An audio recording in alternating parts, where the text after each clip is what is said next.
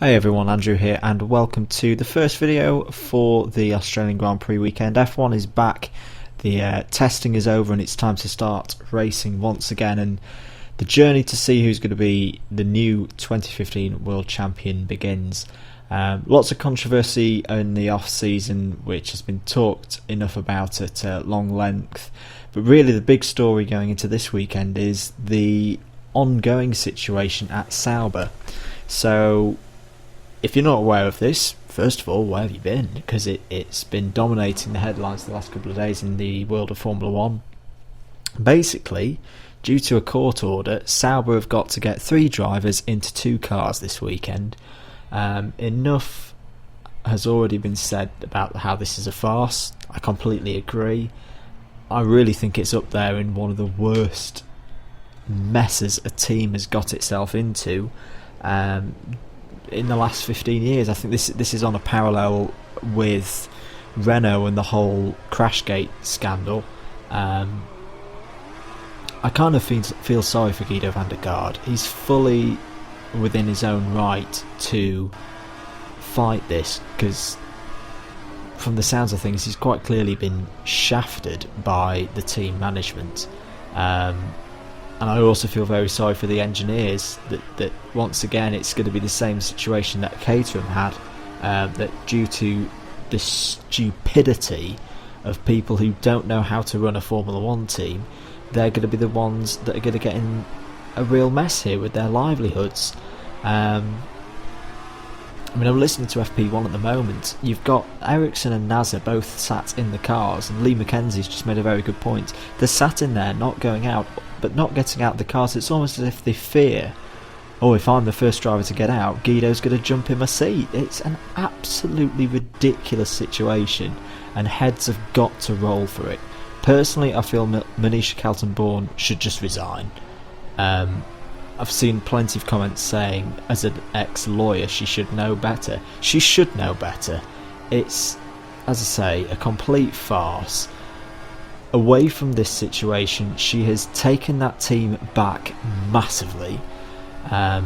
Sauber, in the time I've watched Formula 1, apart from the BMW days, have always been a middle of the road, quite often outperforming where they should be, and they have sometimes had to take pay drivers on, example being, say, Pedro Diniz in the late 90s. But they've always been there or thereabouts, and they've competed well. Last year could still be going on now, and they wouldn't have scored any points, which is just completely ridiculous for a team of that nature and their resource. And you've got to say, her leadership has not been good enough for that team going forward. She needs to resign. She needs to go now. I know all the teams down there have enough money troubles as it is, but I do not see Sauber's being resolved with her at the helm, and she needs to go now. One last thing that I will say before somebody pulls me up on it, if they're that way inclined. I'm not saying this is happening because she's a lady. That's got absolutely nothing to do with it. You look at Claire Williams at Williams, she's doing an absolutely amazing job and is really pushing that team on forward with her contributions. On the flip side, you look at Tony Fernandez and what he did to Caterham, a man who made a complete hash brown of that because he was out of his depth.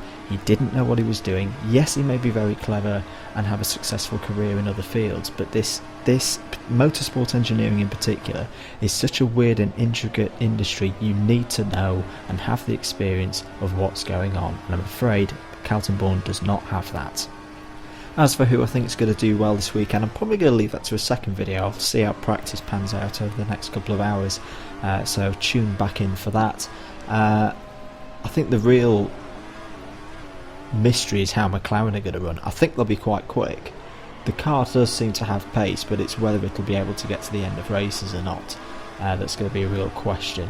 And I think in a way the pressure's on Jensen this weekend. He's really got to at least give a good beating to Kevin Magnussen this weekend to say, look guys, I did warrant keeping that drive, as I think he has. I've done enough videos where I think Jensen totally deserved that driver this year, but still a little bit of pressure for Jensen this weekend, and it'll be interesting to see how he rises to that. moving on and moving away from Formula 1, because this is something I wanted to talk about before the Formula 1 really gets going and probably consumes everything else this weekend.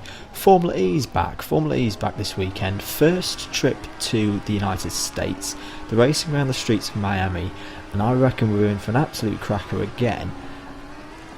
Really, I think the championship's going to start to take shape now. We've started to see who the good guys are going to be. You've got Nico Prost, Heidfeld seems quite quick, Degrassi, quite a few guys looking to really get a grip on this championship, and I think this weekend is going to be one of those key races. We've had 4 different winners in 4 races so far this year. If any of those guys, or Nico Prost, or Nelson Piquet Jr., who's been my real surprise of the season, I did not expect him to run this well. If any of those can get another win, they really start to assert themselves in the championship.